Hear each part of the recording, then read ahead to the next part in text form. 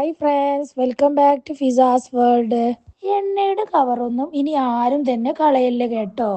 നിങ്ങൾക്ക് കൈ വേദനിക്കാതെയും ഒട്ടും തന്നെ മാവ് കളയാതെയും ഇടിയപ്പം ഈസി ആയിട്ട് വീട്ടിൽ തന്നെ തയ്യാറാക്കാൻ പറ്റുന്നതാണ്. നല്ല മഴയൊക്കെ ഉണ്ടാവുന്ന ഈ ഒരു സമയത്താണല്ലോ കുടംപുളി ഉണ്ടാവുന്നത്. കുടംപുളി ഏറ്റവും എളുപ്പത്തിൽ ഉണക്കിയെടുക്കാൻ പറ്റുന്ന ഒരു ടിപ്സ് കൂടി ഈ വീഡിയോയിൽ ഉൾപ്പെടുത്തിയിട്ടുണ്ട്. അപ്പോൾ ഇന്നത്തെ നമ്മുടെ വീഡിയോയിൽ വീട്ടമ്മമാർക്കൊക്കെ ഒത്തിരി യൂസ്ഫുൾ ആവുന്ന കുറച്ച് നല്ല ടിപ്സുകളാണുള്ളത്. അപ്പോൾ വീഡിയോ എല്ലാവരും സ്കിപ്പ് ചെയ്യാതെ കാണണേ. ആദ്യം തന്നെ നമുക്ക് നല്ല സോഫ്റ്റ് ആയിട്ടുള്ളതും ടേസ്റ്റിയുമായിട്ടുള്ള ഇടിയപ്പം ഒട്ടും തന്നെ കൈവേദനിക്കാതെ എങ്ങനെ ഉണ്ടാക്കിയെടുക്കാമെന്ന് നോക്കാം. ഇതിനായിട്ട് ഞാനിവിടെ കുറച്ച് വെള്ളം അടുപ്പത്ത് വെച്ചിട്ടുണ്ട്. ഇതിലേക്ക് നല്ല സോഫ്റ്റ് കിട്ടാനായിട്ട് കുറച്ച് വെളിച്ചെണ്ണ ഒഴിച്ചു കൊടുത്തിട്ടുണ്ട്. ഇനി ഇടിയപ്പത്തിലേക്ക് ആവശ്യമായ ഉപ്പ് കൂടി ചേർത്ത് കൊടുക്കാം. ഇപ്പൊ വെള്ളം നന്നായിട്ട് ഇവിടെ തിളച്ചു വന്നിട്ടുണ്ട്. ഈ ഒരു സമയത്ത് നമുക്ക് ഫ്ലെയിം ഓഫ് ചെയ്യാം. ഇടിയപ്പം ഉണ്ടാക്കാനായിട്ട് ഞാനിവിടെ 1.5 കപ്പ് വറുത്ത അരിപ്പൊടിയാണ് എടുത്തിട്ടുള്ളത്. സാധാരണ നമ്മൾ പത്തിരിയൊക്കെ ഉണ്ടാക്കാൻ എടുക്കുന്ന പൊടി തന്നെയാണിത്. നന്നായിട്ട് തന്നെ തിളപ്പിച്ചെടുത്ത വെള്ളം കുറേശ്ശെയായിട്ട് ഒഴിച്ച് നമുക്ക് ഈ പൊടിയിലേക്ക് മിക്സ് ചെയ്ത് കൊടുക്കാം. മാവ് നല്ലപോലെ സോഫ്റ്റ് ആയിട്ട് കിട്ടുന്നത് വരെ നമുക്ക് തിളച്ച വെള്ളം ഒഴിച്ച് ഒരു സ്പൂൺ കൊണ്ട് ഇതുപോലെ മിക്സ് ചെയ്ത് കൊടുക്കാം. പൊടിയുടെ ആ ഒരു ചൂട് കുറഞ്ഞു പോകുന്നതിന് മുമ്പ് തന്നെ നമുക്ക് കൈ വെച്ച് ഇതുപോലെ ഒന്ന് കുഴച്ചെടുക്കാം. ഞാനിവിടെ ഈ ഒരു മാവ് നന്നായിട്ട് തന്നെ കുഴച്ചെടുത്തിട്ടുണ്ട്. നല്ല സോഫ്റ്റ് ആയിട്ട് തന്നെ നമുക്ക് മാവ് കിട്ടിയിട്ടുണ്ട്.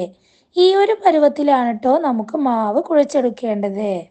മാവ് നല്ല സോഫ്റ്റ് ആയിട്ട് നമ്മൾ കുഴച്ചെടുത്താലേ ഇടിയപ്പവും നല്ല സോഫ്റ്റ് ആയിട്ട് നമുക്ക് കിട്ടുകയുള്ളൂ.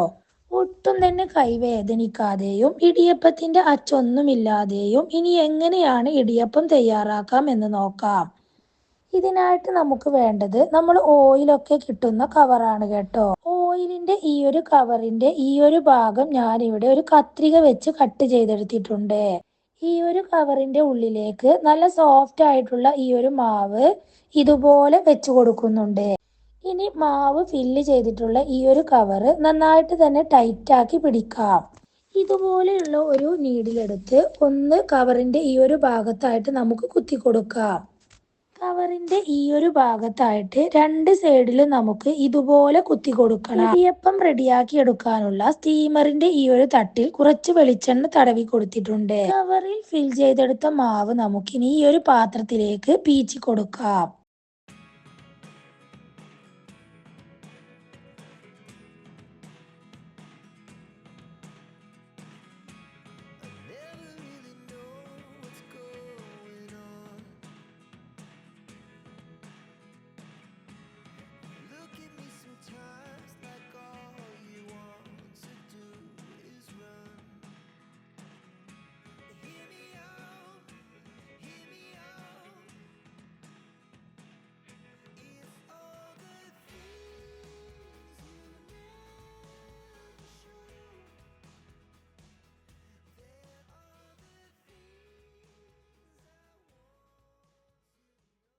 നല്ല സോഫ്റ്റും ടേസ്റ്റിയുമായിട്ടുള്ള ഇടിയപ്പം കൈയൊന്നും വേദനിക്കാതെ ഇടിയപ്പത്തിന്റെ അച്ചൊന്നുമില്ലാതെ നമുക്ക് റെഡിയാക്കി എടുക്കാൻ പറ്റുന്നതാണ്. കൈ ഒട്ടും തന്നെ വേദനിക്കാതെ ഇടിയപ്പം നമുക്ക് വളരെ ഈസി ആയിട്ട് തന്നെ ഉണ്ടാക്കിയെടുക്കാൻ പറ്റുന്നതാണ്. എണ്ണയുടെ ഈ ഒരു കവർ ഉപയോഗിച്ച് നമുക്ക് വളരെ സിമ്പിൾ ആയിട്ട് തന്നെ ഇടിയപ്പം ഇനി വീട്ടിൽ തയ്യാറാക്കാം. ഈ ഒരു എണ്ണയുടെ കവറിന് പകരമായിട്ട് നമുക്ക് പാൽ കവർ വേണമെങ്കിലും ഉപയോഗിക്കാവുന്നതാണ്. പാൽ കവർ നന്നായിട്ട് തന്നെ കഴുകി വൃത്തിയാക്കിയ ശേഷം കുറച്ച് വെളിച്ചെണ്ണ തടവി കൊടുത്ത് ഈ രീതിയിൽ നമുക്ക് ഇടിയപ്പം തയ്യാറാക്കിയെടുക്കാം. അപ്പോൾ ഒട്ടും തന്നെ കൈവേദനിക്കാതെയും അച്ചൊന്നുമില്ലാതെയും ഈ രീതിയിൽ എല്ലാവരും ഒന്ന് ഇടിയപ്പം ഉണ്ടാക്കി നോക്കൂ.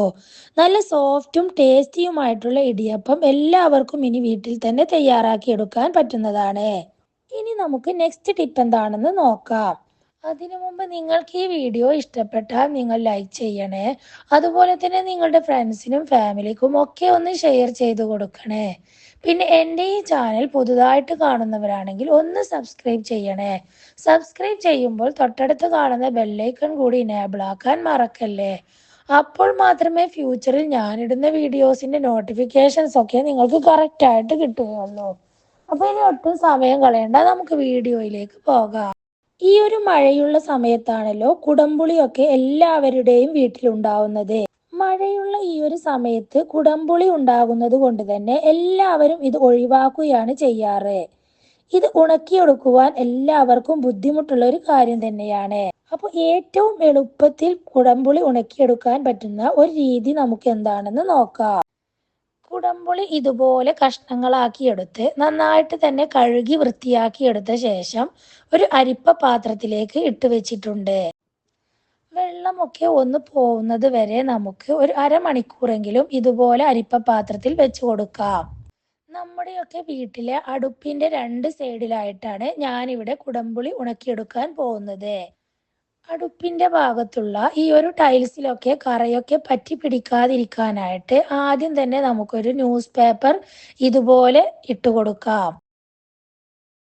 അതിന്റെ മുകളിലായിട്ട് ഫോയിൽ പേപ്പർ ഇതുപോലെ വിരിച്ചു കൊടുക്കുന്നുണ്ട്. ഇനി നമ്മൾ ഉണക്കിയെടുക്കാൻ ആവശ്യമായിട്ടുള്ള കുടംപുളി ഇതുപോലെ അങ്ങ് പരത്തി ഇട്ട് കൊടുക്കാം.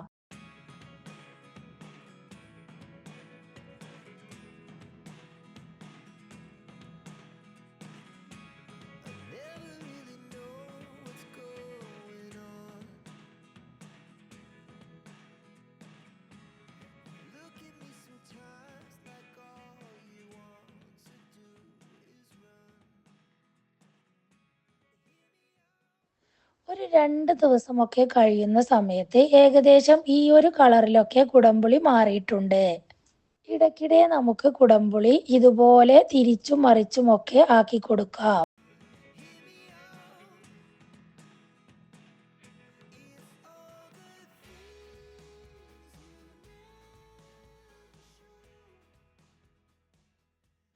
ഒരു 4 ദിവസമൊക്കെ കഴിയുമ്പോഴേക്കും കുടംപുളി ഏകദേശം നമുക്ക് ഉണങ്ങിയതായിട്ട് കാണാവുന്നതാണ്. 5 6 ദിവസം ആവുമ്പോഴേക്കും നമുക്ക് കുടംപുളി നല്ല രീതിയിൽ തന്നെ ഉണങ്ങി കിട്ടുന്നതാണ്. അപ്പോൾ ഇനി ന്യൂസ് പേപ്പറും അതുപോലെ തന്നെ ഫോയിൽ പേപ്പറും ഒക്കെ ഉണ്ടെങ്കിൽ വളരെ എളുപ്പത്തിൽ തന്നെ നമുക്ക് അടുപ്പിന്റെ ഈ ഒരു ഭാഗത്തായിട്ട് നമുക്ക് സിമ്പിളായിട്ട് തന്നെ കുടംപുളി ഉണക്കിയെടുക്കാൻ പറ്റുന്നതാണ്. മഴയൊക്കെ ആയതുകൊണ്ട് കുടംപുളിയൊന്നും ഇനി ആരും കളയണ്ട കേട്ടോ. ഈ ഒരു രീതിയിൽ നമുക്ക് നല്ലതുപോലെ തന്നെ കുടംപുളി ഉണക്കിയെടുക്കാനായിട്ട് പറ്റുന്നതാണ്.